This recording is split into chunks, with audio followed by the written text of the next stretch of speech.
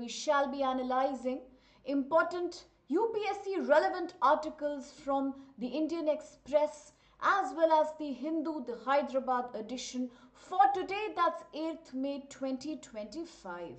And before we begin, with just a few weeks remaining for your UPSC Prelims Exam 25, here's a quotation to keep you motivated as always. And the quotation says, "The future belongs to those who believe in the beauty of their dreams." Absolutely, because unless we dream, we cannot aspire to fulfill those dreams either. So therefore, having a clear target in mind and then working towards it with endeavor, effort and hard work is what is the secret recipe behind success. And now let me quickly walk you down through the important articles for the day. And we know that we are going through a situation where the newspaper is abuzz, absolutely abuzz about not only the India-UK trade deal, which we had discussed in yesterday's DNA, but also today. The first news that we shall be analyzing also talks about a bilateral relationship, and we are talking about India and the US here. And both the countries have once again proven that not only do they stand tall as each other's leading trading partner, but also they are trying to diversify the areas of cooperation, not only in terms of mobility of the workforce, but also in terms of nuclear energy and critical minerals. That's the first article for the day, taken from the Hindu, the page number 8. And yes, we shall break this down from the mains perspective, followed by practice question. The three other articles that we shall be breaking down all correspond to UPSC prelims. Well, the first one is the Hindu opinion segment, where we talk about how climate change has been disrupting human health in a very unprecedented manner. We often talk about non-communicable diseases that people are acquiring across the globe owing to climate change, pollution, toxicity of the food cycle, but there's another element to it, and that hidden element the article talks about is nothing but zoonotic disease burden. So what are these, and why therefore do we need once again importance being given to the One Health approach? How does climate change really mess up with our digestive system, eventually immunity, and hence people are more vulnerable to pandemics today like never before. Now, the other article for prelims talks about precision guided long range weapons in Indian military arsenal. So given the Operation Sindoor that we are talking about, of course given the Abhyas drill, where all the citizens are standing shoulder to shoulder with India's defense forces, not only through good wishes but also by cooperating.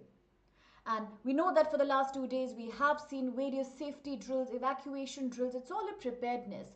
Preparedness for the ongoing combat that India has heralded, completely highlighting its non-tolerant policy towards any kind of terrorism. And in that light, we talk about really the self-reliance that Indian Army has today achieved, and which all weapons do today we boast about, especially the long-range ones, which have enabled Indian Army to stand tall as one of the leading military forces in the world. This is Indian Express page 18, and the last article for the day comes from Indian Express page 12. We are talking about a collaborative, a joint approach when it comes to space exploration. Now, we all know that India is gearing up for Gaganyaan. We also know that India has already been doing research and testing to launch its first manned space mission into the orbit. And in this regard, not only India but also the European Space Agency, the ESA, has committed strong cooperation and collaboration with India in future manned missions only through the aegis of the Indian Space Research Organization. That's a statement that's coming from European agency. So let's quickly break down all these news pieces today, beginning with, of course, the first one for the mains, which says the building blocks of an India-U.S. energy future. Now, we all know that one of the biggest concerns for all developed as well as developing countries is energy transition. Repeatedly, we talk about how 2030 is almost there, and yet we have miles to go before we can say that yes, we are in a position to transit towards a cleaner energy based economy.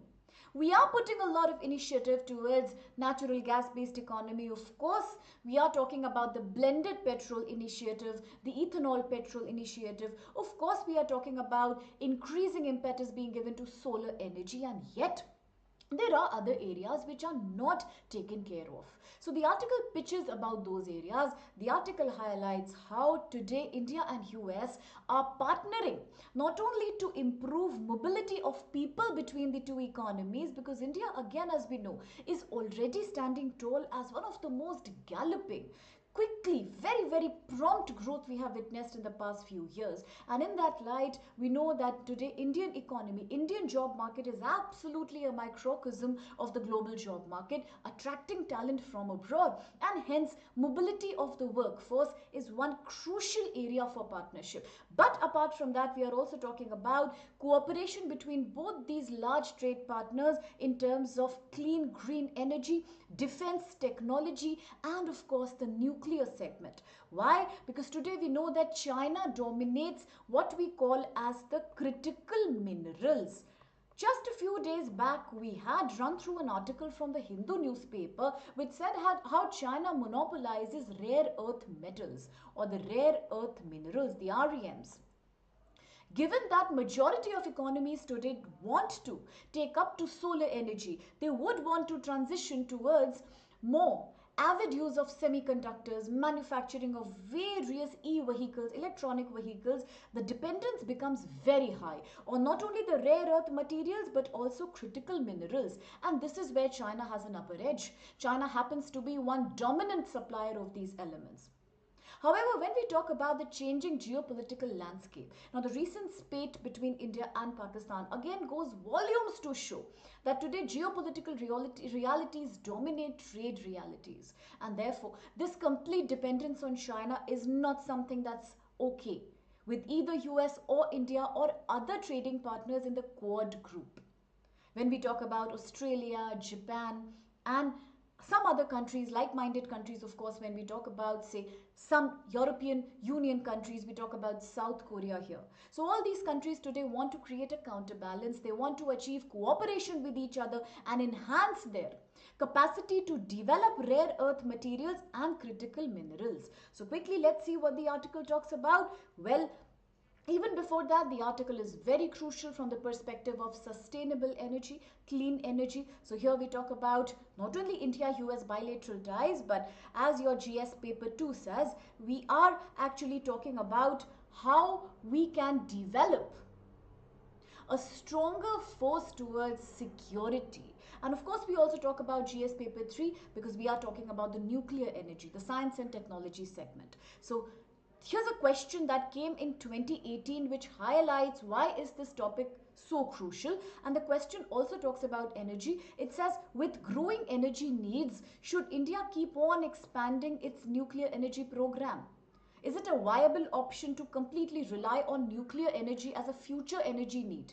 And we need to discuss the facts and the challenges really associated with nuke energy. That's a 15-mark question. So we can handle a question like this provided we know what's the relevance of depending on nuke energy and what are the alternatives available. Now, complete dependence is not possible, either on nuclear energy or on traditional sources of energy like coal, petrol, kerosene, the solid fuels. And therefore here, clean energy, when we talk about solar, when we talk about wind, or when we talk about hydro segment, that becomes very crucial here. So that's exactly what the article says. It says that India-US bilateral ties are nothing new. Of course, they are developing. They have a very long history. Both are major trade partners to each other. But today they have reached a more critical point, when both the countries have decided to focus more on two segments. One, of course, is better collaboration in the nuclear energy segment, and the other happens to be better cooperation and collaboration in the critical minerals domain.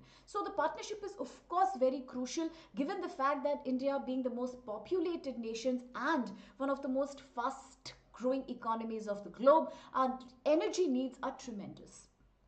Now, to satiate these energy needs, we can not only depend on supply chains which are harbored by China. We cannot only depend on traditional conventional sources of energy.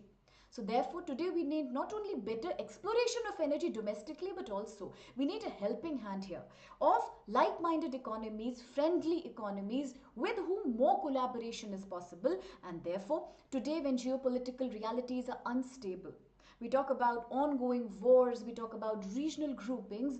In this situation, there are often trade disruptions. Just last year, when we had the massive spat between Israel and Palestine, we saw how the entire Suez Canal region was impacted terribly. We also saw across the globe supply chains were constantly suffering, even back from 2022 onwards, ever since Russia Ukraine problems began. So in that case, there is literally no point in depending on import of critical minerals, and hence comes this deal between India and US, where they say that critical minerals are a domain which includes certain elements such as silicon, tellurium, of course we talk about indium, we talk about gallium. Now these are quite vital components when we talk about production of photovoltaic cells. These are majorly used for solar energy production. These are also called solar cells sometimes. But not only the solar energy, these also have an application when we talk about making wind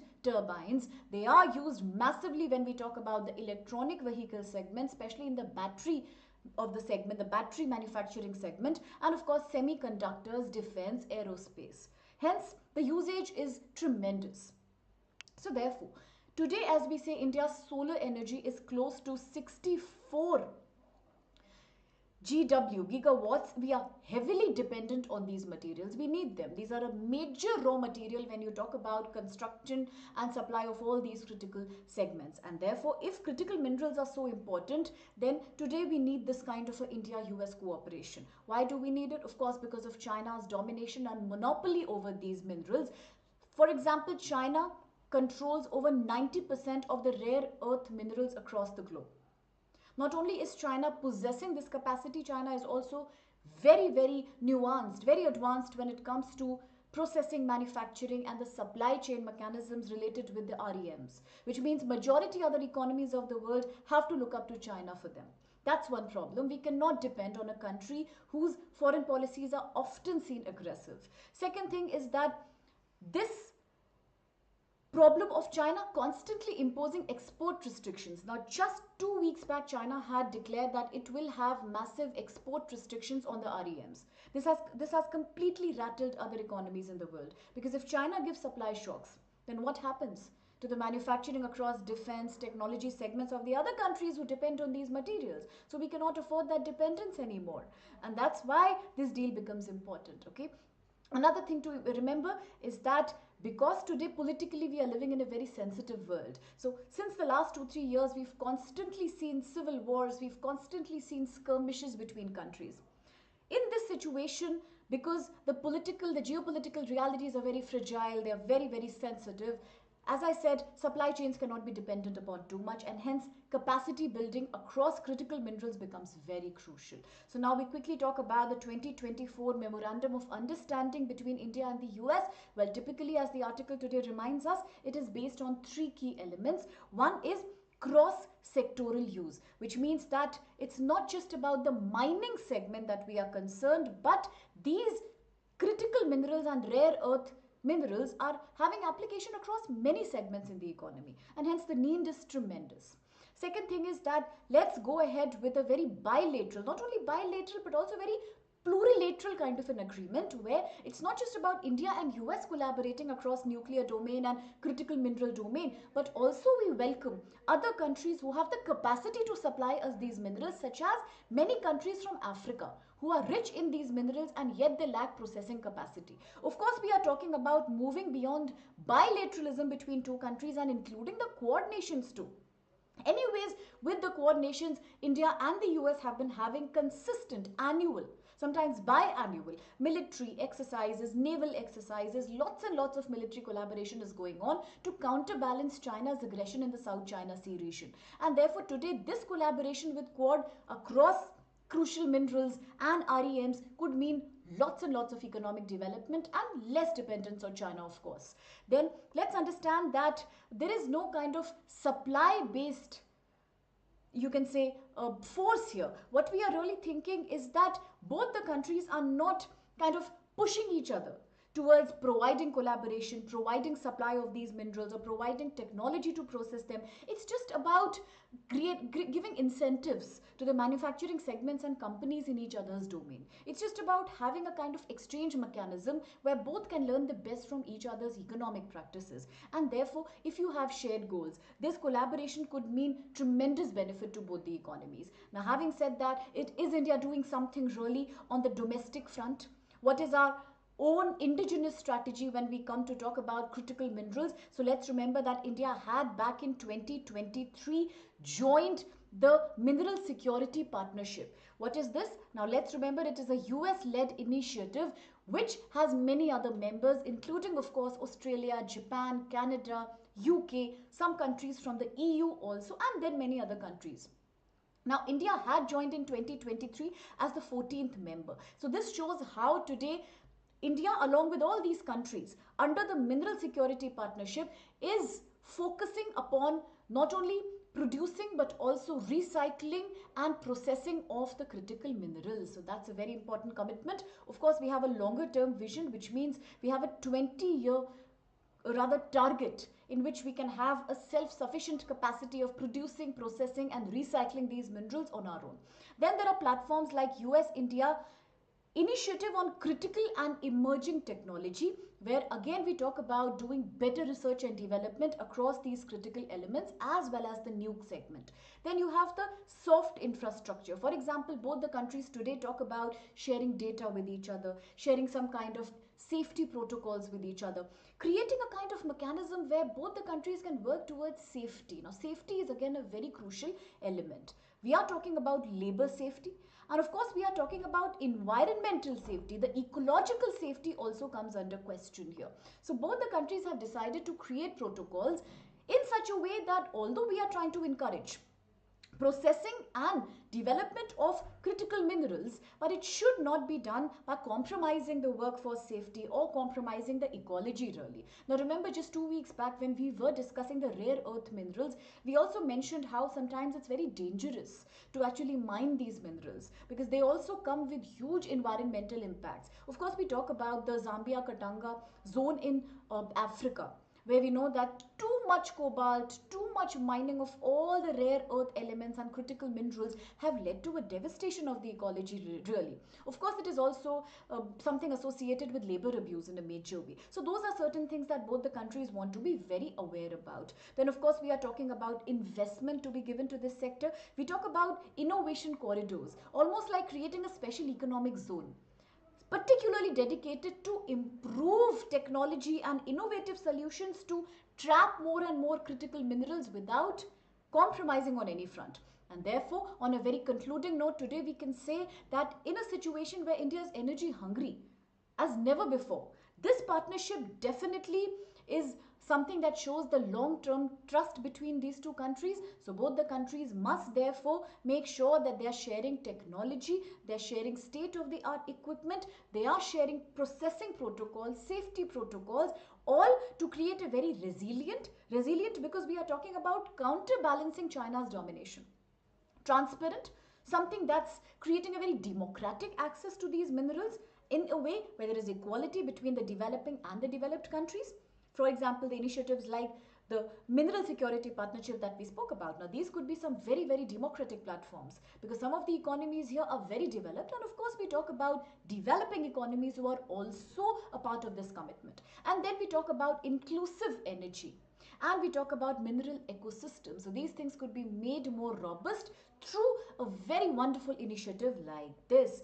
And with this, let's quickly jump to the other article of the day. This, of course, is Prelims, and it talks about how climate change has completely messed up with human health. Of course, it has messed up with environmental health, but its profound effects on human health have not been clearly understood so far. Why? Because the article says that every time we talk about climate change, there is only one thing that we say. We talk about increasing temperature. We talk about completely, we focus about pollution. We focus about marine life damage. We talk about so many deaths associated with natural disasters like flooding, droughts, earthquakes, and so on. But there is a gray area here. So the underbelly of the entire problem is that we often miss one important topic, and this is about the health of human gut biome. And what do we even mean when we say that? So we are trying to say that the human gut or the human digestive system is also very, very diverse, in the sense that it is composed of variety of microflora.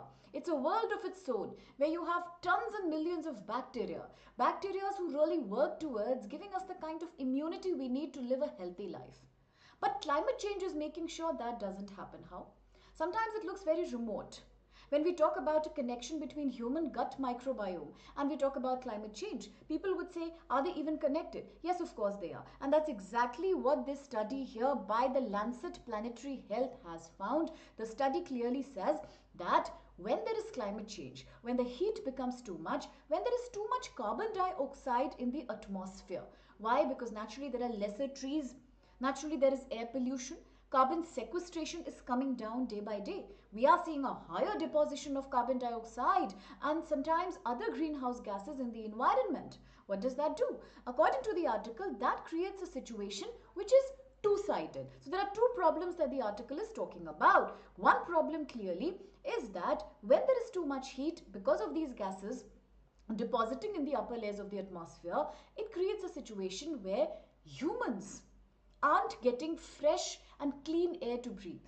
Now, this sometimes could create a complete disruption of your microbiota inside your body, which would lead to suppressing of your immunity. And once the immunity goes low, you are more prone to various kinds of pandemics and epidemics, and that's why the vulnerability of humans towards diseases has only been increasing. That's one problem. So that's completely related to gut health caused by higher temperatures and toxic gases, all because of climate change. There is another flip side to it. Another problem is that once there is too much carbon dioxide in the ecology, what happens that plants are unable to absorb crucial minerals such as phosphorus, potassium, zinc and iron, and the protein concentration also goes down. When the nutrition profile of plant dies down, the plant is not giving human any good health or dietary benefit as such. Of course, we also talk about the declining soil health here. Again, too much carbon dioxide or too much concentration of greenhouse gases would create some kind of a poor soil health too. Now all these make sure that humans will not absorb nutrition from food as they should have. So what does that do? That also messes up with your gut microbiome. That also completely leads you to become immunosuppressed. And once you're low on immunity, it's true that you will have a higher case of disease and a higher case of mortality in the case any such pandemic happens in the future. That's exactly what the article therefore talks about. And why is the article important for UPSC? Yes, because it relates to your GS paper 3 mains. We are talking about environmental pollution, human health, soil degradation. And it's also important for your GS paper 2 because we are talking about integrated health practices. We are talking about the national health policy. And of course, it's very important because in general, we are discussing climate change here. So before we see some more detailed nuances of this article, let's quickly see one question that's so associated with this topic. And this appeared in UPSC Prelims 2015. And the question says, the terms and agreements, the terms agreement on agriculture and agreement on application of sanitary and phytosanitary measures and the peace clause, they often appear in the news. Why? In what context? Is it A, the Food and Agriculture Organization? Is it B, the United Nations Framework Convention on Climate Change, the UNFCCC? Is it C, the WTO, or is it D, the UNEP? So you need to answer this question, albeit you need to understand the article first. So therefore the article completely, as I said, talks about two problems, climate change and its impact on one, human gut health, and the other of course on poor nutrition that's now being absorbed by the plants. So when we talk about the gut microbiome in general, the word microbiome means a whole big ecosystem that's composed of various kind of organisms. That's also called your gut flora here. Okay, so this plays a very important role in keeping you healthy because it also determines how much is your absorption of the nutrition from the food that you consume. Okay, so it also decides your bioavailability. This word is very often used in articles which talk about human health and ecology. So when we say bioavailability, we are saying that whatever food we consume or whatever supplement we consume, not all of that is absorbed by the body. There is a certain percentage that gets wasted and only a certain component happens to be absorbed in the body. So this component that we actually absorb and that goes into making our health, that gives us nutrition, is known as the bioavailability of that food. Of course, it is your gut microbiome which determines that what will be the level of bioavailability that you shall enjoy from a given portion of food that you consume. Of course, the gut microbiome also decides your drug resistance. That's your immunity. In case you do contract a disease, how will your body respond to that? Will you have a strong resilience against the disorder, or will it impact you in a very, very bad way, leading to mortality? Like we remember during COVID pandemic, many patients experienced a high rate of mortality. Of course, we had vulnerable segments here. So those who had comorbidities, those who have a poor immune system, those who have diabetes, or those who have cardiovascular, those who were pregnant at that time, or those who were aged, all those people had a higher mortality rate. Why? Because in that case, the gut microbiome doesn't work as it should. Okay, so now people whose gut microbiome is suffering because they aren't getting the right nutrition from the food that they're eating because of climate change, who aren't breathing clean air because it has a high deposit of CO2 and other toxic gases, will also be the ones whose gut microbiome will never be healthy. And if it's not healthy, it will not determine a good immune system to you. And then what happens? You are more vulnerable. You are more prone to contract all the diseases that are happening because of climate change, of course. And you are more sensitive to the high rising temperatures which are increasing every year because of global warming. Okay, so now this has a very crucial consequence on the health of the people across the globe, but particularly hit will be the people who are coming from the low to medium income countries like India, of course. Why? Because as discussed before in one of our segments, that in India, today after COVID pandemic, we claim that we are investing close to about 5% of our GDP into health. We also know that until we had the National Health Policy 2070, not much was being done to ensure primary health, tertiary health, secondary health, preventive health to people. So healthcare in India is quite an undemocratic segment because not everybody has the right kind of access to healthcare. And when we talk about the private healthcare, of course, that's too expensive, not very affordable to majority citizens here. That's why we also sometimes discuss in your GS paper too that in India, when you talk about the healthcare segment, one of the biggest problems that people face is the problem of OOP. That's the out-of-pocket expenditure. That happens too often and it's too huge. That also contributes to economic deprivation of people in India because there's a lack of insurance, there is a lack of standard medical care. So when people from such countries experience climate change related health problems, they will suffer more as compared to people who are coming from more developed countries, which have contributed better into their healthcare systems. Okay, so in India, it doesn't happen that way. So now let's understand that why climate change is actually creating such a sharp decline in the nutrition profile of food and poor health among people. So because, as I said, carbon dioxide levels will increase and therefore they will reduce healthy micronutrition like your essential elements. Zinc, of course, we talk about in most of the major cereal crops. So we are seeing that crops like wheat, rice, maize, of course, barley, all these crops today are not having nutrition profile that is not as it should be. So they are not giving you that kind of a bioavailability of nutrition. Okay, so when you have this problem, despite consuming sufficient calories, you will be characterized by a hidden hunger because you are very poor in micronutrition. It's not there in this food that you're eating. So what to do? When your food systems are failing, naturally health systems will fail as well. And therefore, protein concentration in crops are also decreasing. As we discussed when we were talking about the Green Revolution, that in a majority of states who had began massive monocropping of wheat, rice, and oils, oil pulses back after the Green Revolution, particularly during 1970s and 80s. Those are also the states today who have a very poor health profile. Of course, because soil has become toxic due to overuse of fertilizer, pesticide, and of course due to the effluents that are discharged by the industry. And hence today's soil is very metallic. It's very alkaline. In this kind of a soil structure, already the plant has poor nutrition to absorb from the soil. Now, given on top of it is the climate change problem. So therefore, plants aren't promising you nutrition. So when your food crops are failing you in terms of providing you sufficient food and nourishment, then what would you do? And therefore, this completely results in the poor quality of human diets. In the low and middle income countries, the problem is more rampant. You would question why. Clearly, the answer is that one, these are also the countries who had experienced monocropping culture from 1970s onwards. Second, the food demand is very, very high. So, of course, supply chains work to fulfill the demand. We cannot really think of going back to the native species suddenly. Of course, today we talk about millet cultivation. Of course, today we do talk about combating the excessive use of rice and wheat as major staples. But that's not a quick change. It's a very, very slow change. It is not so easy to adopt. Apart from that, we know that even today, majority of MSP, the minimum support price, goes to crops like wheat, rice. So therefore, the cultivation by farmers is also mostly of food crops like wheat and rice itself. And in that case, switching your population away from consuming food crops like wheat, rice, or maize is something it's not really possible in the very, very near future.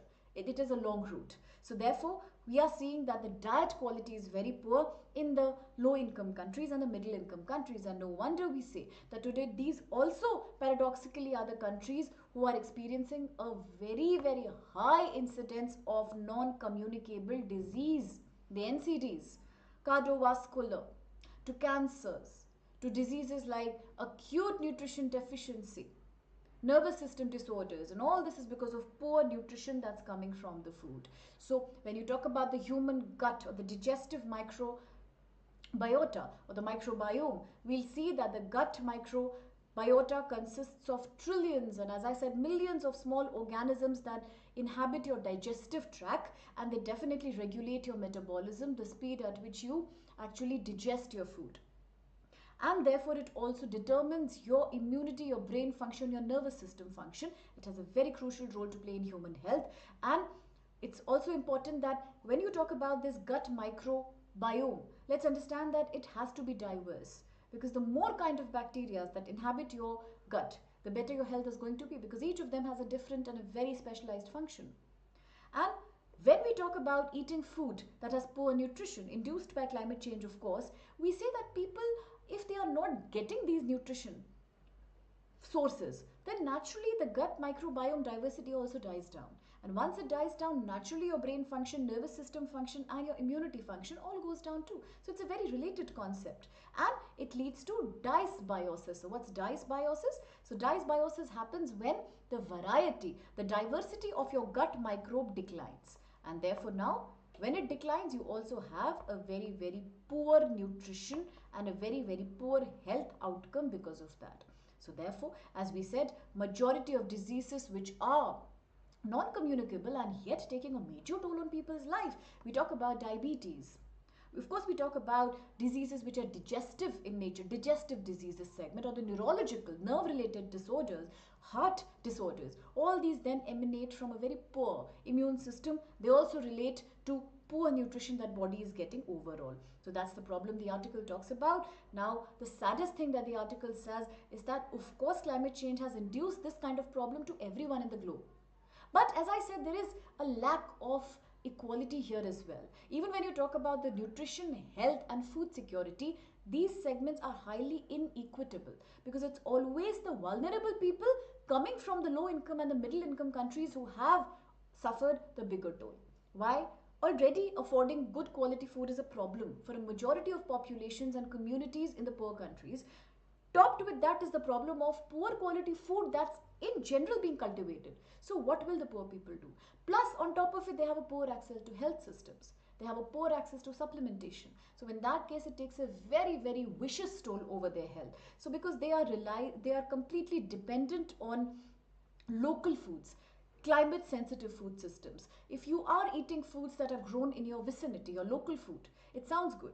But in reality, when climate change impacts the cultivation of that food, when climate change kills the nutrition profile of that food, you are left with nothing. And that's the big problem with the poor people of these countries. Second thing is that these people also have a very limited access to alternative food sources. Now, there's a general view that ever since the economic growth has become rampant and there's a rising middle class segment in the developing countries, particularly India, people are switching towards more healthy food options. So the consumer basket today is more protein oriented. That's what people believe.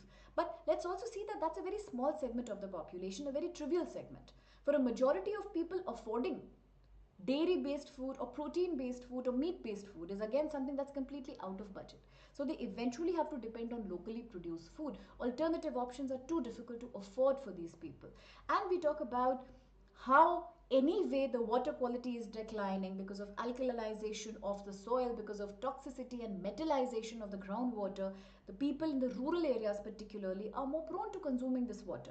Many times we see that tribal area people or people who inhabit the rural segments which are very close to industrial corridors are also the ones who experience tremendous burden of disease. Why? Because the water that they are drinking and the water that they are irrigating their fields with is very unclean. It's very, very toxic and very metallic now. Apart from that, of course, we have poor sanitation, we have lots of pollution, heat waves are increasing. So the rural poor are suffering as well as the urban poor population is also a victim at least of the heat waves and poor quality water in general. So all these therefore have contributed to lots of problems in developing countries. And is there a solution really? Well, before the solution, ultimate problem happens to be the zoonotic disease problem. So today we say that there are so many new diseases coming up. Why do we say that today we are living in the fear of constantly pandemics? People say that COVID was an eye opener, but WHO talks about the disease X. We know that the bacteria and the viruses and all these microbes are mutating like never before, again owing to climate change. Their mutation levels have increased too much. They have also become very resilient. And in that case, we may be, it's a very threatening perspective, but we may be looking towards a pandemic that's very difficult to be cured in future. All because today we talk about zoonosis. So let's understand that not only the climate change is impacting human gut microbiome, but also animal health and plant health. When animal health, plant health, human health, all of them get disrupted. Let's understand that organisms and pathogens, they keep jumping between plant, animal and humans or at the same time, because all the health systems are aligned eventually. So when the organisms can jump between different organisms and species, it leads to a newer class of disease called zoonotic. Diseases which can transfer between humans and animals. Sometimes even they can spread across the flora segment. So in that case, like COVID was a good example. You talk about the bird flu, you talk about swine flu, you talk about the Marburg virus, all these. And in future, you never know, another zoonosis might break out. All this again is impacted completely because of climate change. So let's understand that this is a major threat the article is coming with. And today, what do we therefore need? We need a multidisciplinary and a very data-focused approach. Why data-focused approach? Because until we understand the real data, the real impact on gut microbe, how do the gut microbiomes work? How do these bacteria interact with each other? There's a proper research that needs to be understood. How are they reacting to climate change, and can there be something to mitigate the problem? That's crucial, and therefore we need collaborative efforts between different countries here. So not only we need international collaboration, we also need multi-sectoral collaboration. Let's understand, when I say collaboration, I am saying international because countries need to exchange this kind of data. Of course, we need multi-sectoral collaboration too, because we need the One Health approach today. The animal health, human health and plant health need to be seen as one system, one integrated system as a component of the ecology. One mitigation could help other, and one problem could trigger off many problems in other species too. So therefore today we talk about cross-disciplinary collaboration. Environmentalists, veterinary scientists, data scientists, physicians, social workers, all these could come together and then provide some mitigation for the problem. Of course, we need better funding. Yes, we need funding for more and more newer kind of researches, more innovative researches that could really work towards solving the problem of climate-induced human, animal and plant health problem. That's exactly what the article therefore talks about. And there are some tools that we are considering. For example, the metagenomics.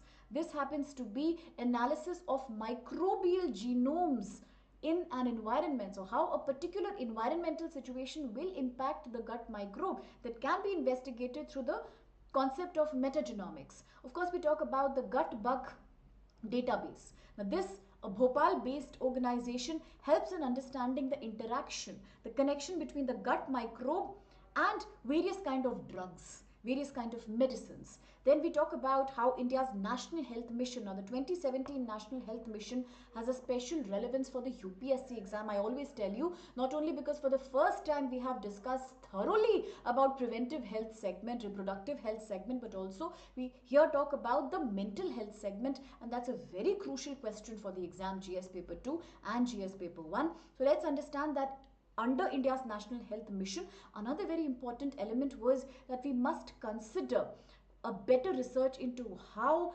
microbiomes heal after suffering certain kind of trauma or a problem. So therefore, all in all, we need a better data driven research and innovation in this segment. So therefore, not only the health segment, but also talking about agriculture and cropping segment, let's understand that climate resilient agriculture is the need for the day. We should make sure that anyhow, through organic manuring, through polyculture, through going back to natural modes of irrigation, through completely avoiding chemicals, through taking care of systems such as homegrown kitchen gardens, we need to go back to a farming pattern where we have to create systems of agriculture which are able to stand or withstand climate problems. So we cannot depend on high quality, genetically modified and fancy pesticides and fertilizers because they are short lived. So let's go back to traditional systems, albeit which are more strong. They are more resilient towards climate problems.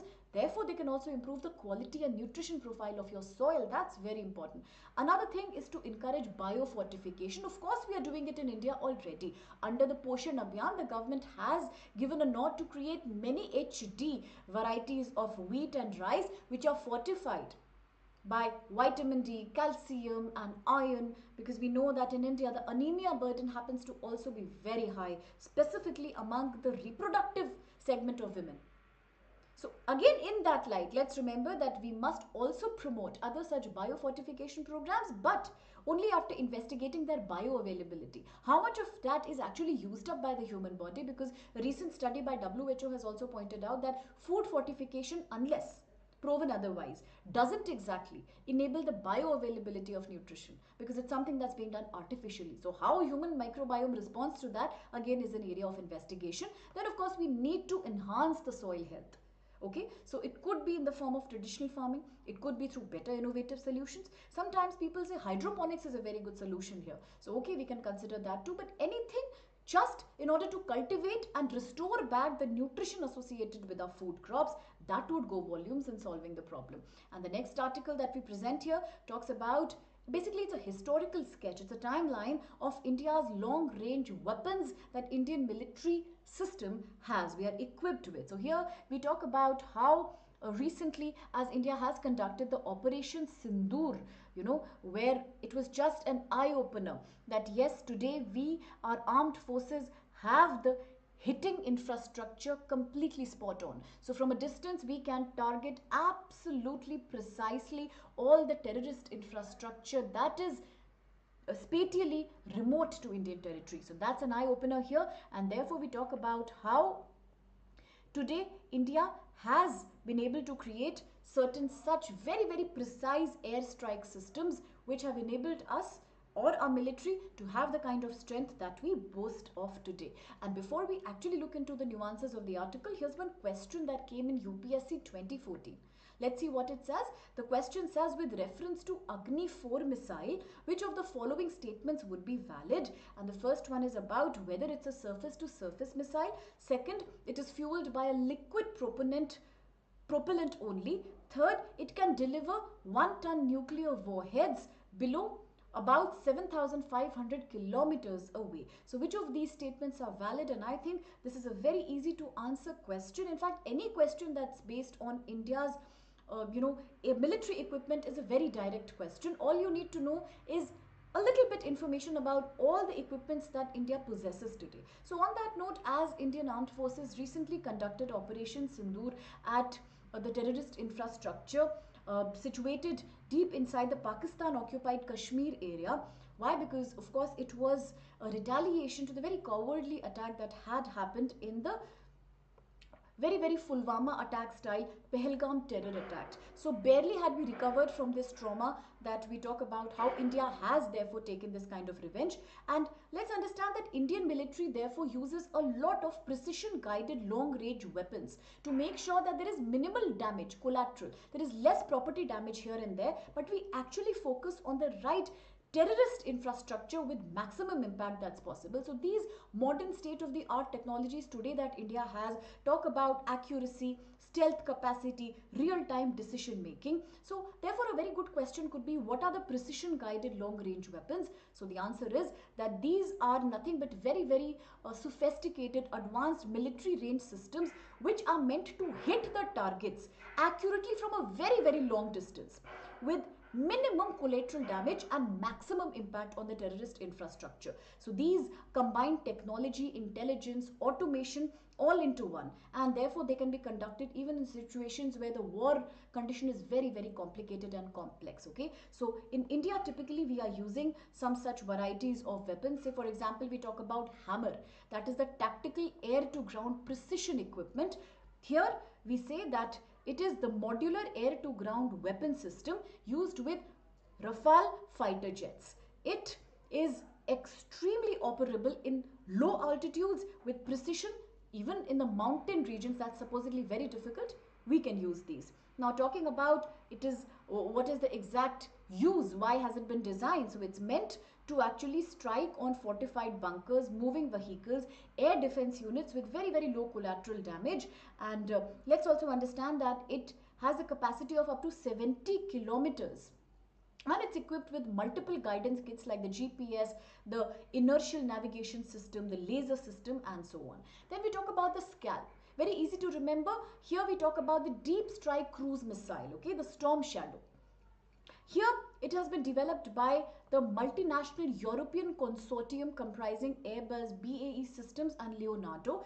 Essentially, it's a long-range air-launched stealth cruise missile. What's the purpose? The purpose is clearly to actually be integrated with Rafale, Tornado, Eurofighter, Typhoon aircrafts, and eventually it's just meant to enhance our strike capability. Let's understand that the range is about 450 to 500 kilometers. That's huge, and the precision is below 2 meters. Okay, so it's very hard to be dealt with. It's very hard to intercept actually. Now we talk about the Meteor, which stands for Beyond Visual Range Aerial Supremacy. What is this typically? So it's been developed with the support of Germany, France, Italy, Spain, Sweden, many European countries, and it is a beyond visual range air-to-air missile. Again, one important thing is that it has an active radar guided missile using the ramjet propulsion, maintaining high energy even when you have to cover a very long distance through it. So let's remember that it provides a very important ability to the Indian military when you talk about air missions, okay? And India has taken it just to dominate in case where the mission is about air-to-air engagement, where you cannot see, it's beyond your visual range, okay? So that's very crucial. Now we talk about BrahMos. BrahMos has constantly been in the news, created through a joint venture of India's DRDO and the Russian BrahMos Aerospace. That's something that we all know. Let's remember it's a supersonic cruise missile that is unique because it has the capacity to be launched not only from land, air, sea, but also through submarines. That's quite important for the exam, very important. Now, the speed is actually say about match 2.8 to 3.5, and the upgraded version actually has an execution range of 450 to 850 kilometers. So that's very high range, and significance is that it's one of the world's fastest cruise missiles. Accuracy is super high and the radar detectability is quite amazing there, and therefore this has been a very key chapter in India's strategic doctrine. Let's remember. Now we talk about the loitering munitions, surveillance with precision kill. So here the developers are the DRDO, and of course we talk about how Israeli companies have also contributed in the making of this equipment. It's a hybrid drone missile system which has been designed to loiter. Loiter means just to roam, to amble over, to hover over a target area, and then completely as you identify it, you can launch a quick strike on it. It enhances real time, which means very quick intelligent strike linkage. It's perfect for border patrolling, monitoring. It's excellent for anti-terror operations, surgical precision arrangements. So these are certain important equipments that we need to remember. And now, of course, let's understand that what is the real feature behind all this military enhancement that India has been doing. One thing is that we are making sure through these equipments the civilian damage is minimal. In fact, the terrorist infrastructure is the one that we are trying to impact on, that too with a heavy hand. Another thing is that these systems enhance India's striking capacity. It's easy for us to now strike, like Operation Sindoor has already proven that. And therefore, India today stands tall in the global, you can say, a global arena when we talk about such an advanced, technologically very superior, sophisticated defense system. Then it reflects integration of artificial intelligence. There is a lot of automation, there's a lot of digitization that's been used in creating these stealth and real-time data in military operations. We talk about how India is collaborating across the world, whether it's Israel or whether it's Russia, or whether we talk about Indo-French partnership and better research and development towards more high quality arms and ammunitions. And with that, we jump off to the last article for the day. And this, as I said, is about a collaboration that we are looking ahead to, where countries from the European Union, particularly it's the European Space Agency, which has come and given a statement that yes, they would be looking forward to more collaborative initiatives with India when it comes to manned space missions. That's very crucial and highlights India's commitments towards increasing investments in more and more space missions.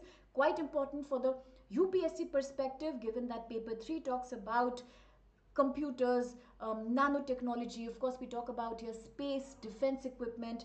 We talk about space exploration missions, so quite important for science and technology. Of course, also important for international relations per se, collaboration between different nations towards space technology. So here a question from 2016 prelims really resonates well with this article.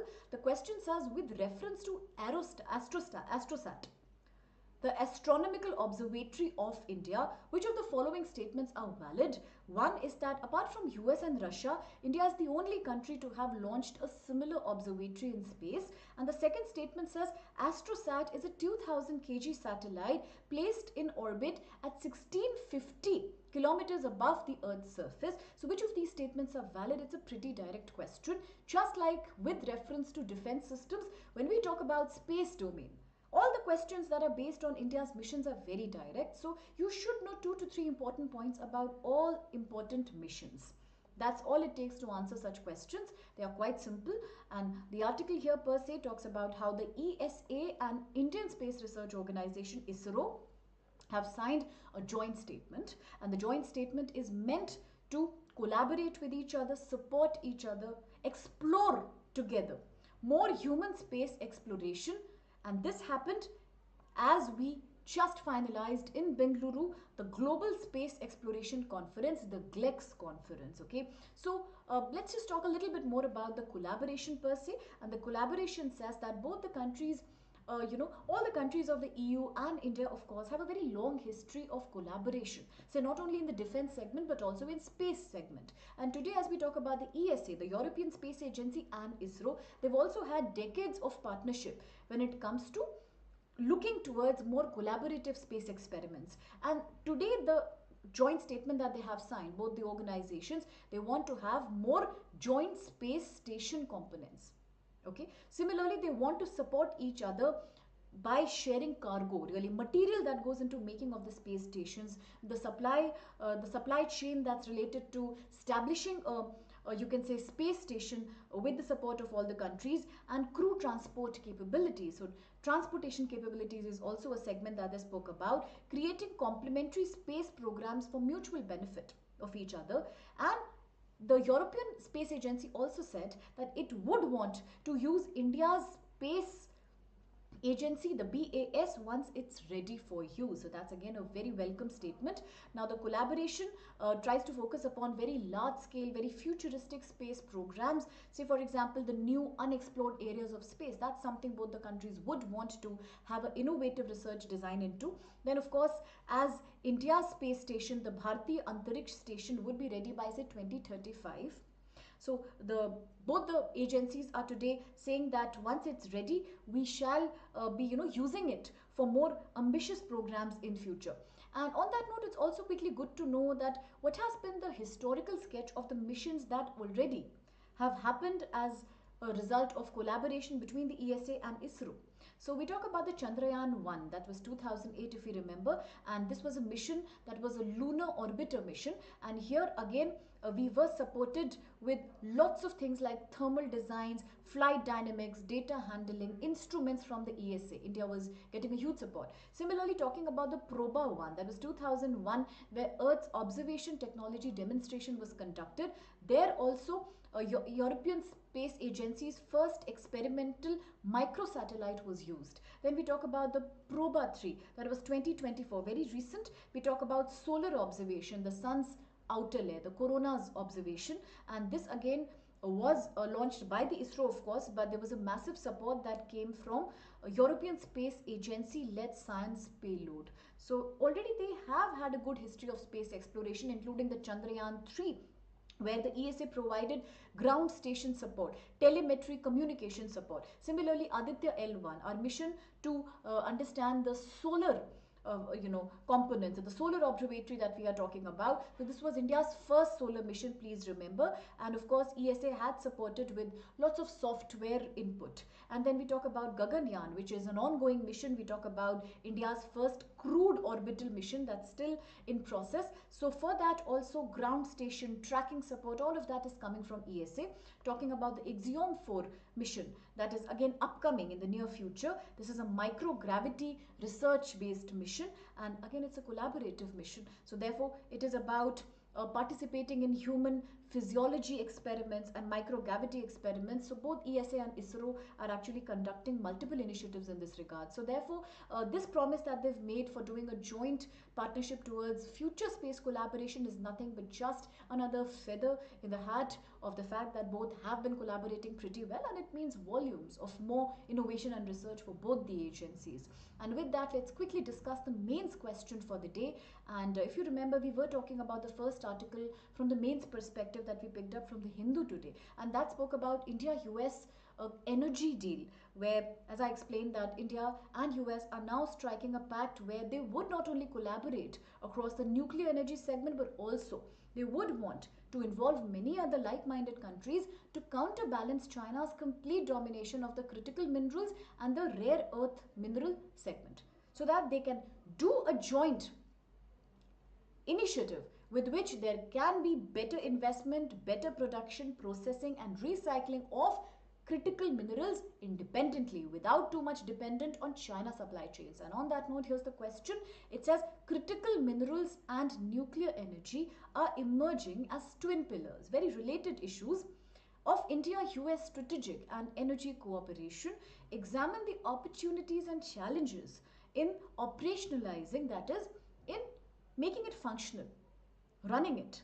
This partnership for India's long-term energy security and strategic autonomy. So in this question or in this article that we just did, it is strategic independence or autonomy that's a key segment to think about. That's a more important dimension, that how we can create self-reliance when it comes to these critical minerals, given that they have application across so many areas of the industry in the economy. Okay, so how should we answer the question? Well, talking about the broad approach, let's just first introduce the question, then we talk about the main body, and then quickly conclude it. So in the intro, let's talk about the brief issue, that exactly what do you even mean by the critical minerals? You could here absolutely give certain examples, as we said, like silicon and indium and gallium, all of that. What are these? Of course, they are massively used in the photovoltaic cell production, that's the solar energy batteries, solar cell batteries. Of course, we talk about how they are important in transitioning towards green energy, in fulfilling India's sustainable development commitment by 2023, national determined contributions of completely switching towards a clean energy mechanism, cutting down on your carbon dioxide emission, and then of course how the critical minerals are important for defense, technology industry, all of this. And then we talk about how India-US partnership has therefore evolved to address the gaps in global supply chain, the supply shocks that China keeps giving when it comes to Chinese export of the critical minerals, because China is the leading producer and developer. In the body, as we proceed, we can talk about the importance of Indo-US cooperation. Why is it important? Of course, because it talks about creating self-reliance, it talks about counterbalancing China, it of course talks about having self-reliance when it comes to any kind of disruption in global supply chain. It also talks about involving many other underdeveloped countries, such as we talk about, many developing economies of Africa, South America, which have capacity of critical minerals, but they don't have the capacity to mine and develop them further. So we could also extend and collaborate with them. And then we also talk about involving Quad here as a very crucial pillar of counterbalancing China's dominance. Then we talk about nuclear energy. If India-US talk about cooperating in the nuke energy segment, then it is very important to achieve net zero emission by 2070. Also, of course, it's very important that US has decided to transfer to India the small modular reactor. All this to enhance India's nuclear capability as a clean energy mechanism, as a very efficient clean energy mechanism. We talk about how technology access, okay, could be developed with collaboration from both the countries, and therefore in the semiconductor segment, the green steel segment, AI segment, this collaboration could definitely meet huge economic prospects for India. A little bit of the challenges we could discuss, that for example it takes a huge amount of time in actually mining these elements. It could take up to more than a decade. So how to expedite the process really. Then we talk about the high cost that's there in developing nuclear power, nuclear energy. Then we could also talk about there are many other hurdles, there are many other protocols that become a barrier when you talk about enhancing your nuclear capacity really. One of it is the Civil Liability for Nuclear Damage Act. So the problem is not something that's very easy to deal with, because the more you explore and the more you grow your nuclear energy potential, the more safety protocols and the more waste disposal protocols have to be thought about. And that's not something that's been done at a sufficient pace. These are very important: disposal protocols, human safety protocols. Then we talk about better skilled workers. We need technical inputs from highly skilled workforce if we are developing energies like the rare earth minerals, critical minerals. We talk about the nuclear energy segment. So of course it needs human power investment too, and hence we can conclude the answer by safely saying that although it's a very you can say fragile domain, but still we need to establish better data sharing modules, better industrial training modules. We need to have better investment, we need to have better research innovation. Of course we need to have local manufacturing capacity boosting. That's very important if you want to achieve that notion of Atmanirbhar Bharat in the clean energy segment. And therefore also you need to have a certain alignment. So when you talk about a shallow integration between countries, where you are just having a kind of export and import promotion with each other, you are doing some kind of a free trade pact, that's okay. But when you talk about a deeper integration, you are also considering aligning your protocols with each other. That's very important. So when the countries which are like-minded are now aligned together towards better nuclear cooperation, better energy cooperation, it's equally crucial that you also align your environmental safety protocols, labor safety protocols. All of that is equally crucial here, so that we can have a very transparent and robust program. So that's very crucial given India's rising energy needs, and that's how typically we can finalize the question. And then on that note, I take your leave for today's segment, leaving you with certain prelims questions to deal with. You must try the questions and let us know that if you're having any difficulty in answering them, or you can also comment, reach out to us. So therefore, for more such interesting sessions, future interesting discussions, please reach out, please comment, please share, please subscribe the channel so that you don't miss out on any important update really. And on that note, I take your leave. Thank you so much for the lovely session. Let us know your feedback, engage more, communicate more. All the very best for your exams. Thank you and bye-bye.